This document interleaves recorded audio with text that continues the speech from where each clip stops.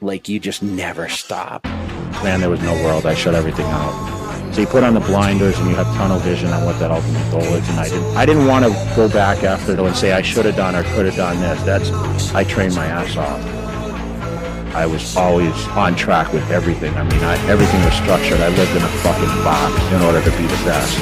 I challenged myself every day when I went to the gym and said, okay, can I be stronger this week? Can I do this movement and feel better about it than the week prior? What challenges can I face? I was just so young and I was so, naive. I really didn't know much about anything. I really didn't know how to pose. I really didn't know anything, but I had the physique. I had the structure. And once I learned how to eat and learned how to, train properly, and, I wanted to be the best.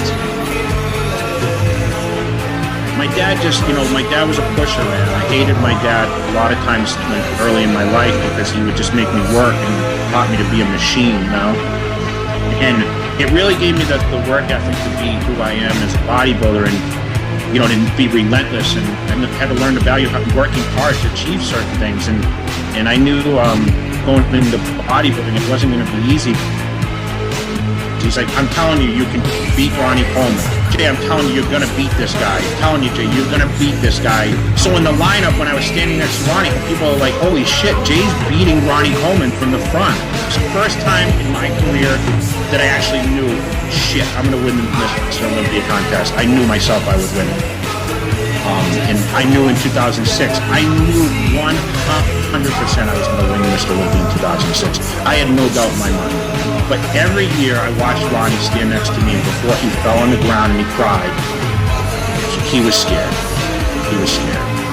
You'll see Ronnie Coleman mouthing some things to me, and Ronnie Coleman said, well, you beat me. He said, you won. And I didn't know what to say. I felt terrible.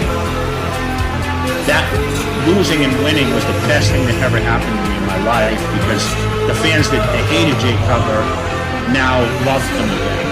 And that's what I love most about my career, is that my body did the talking and my movement did the talking. I walked out on stage that night, and you remember, that was the greatest moment of my life.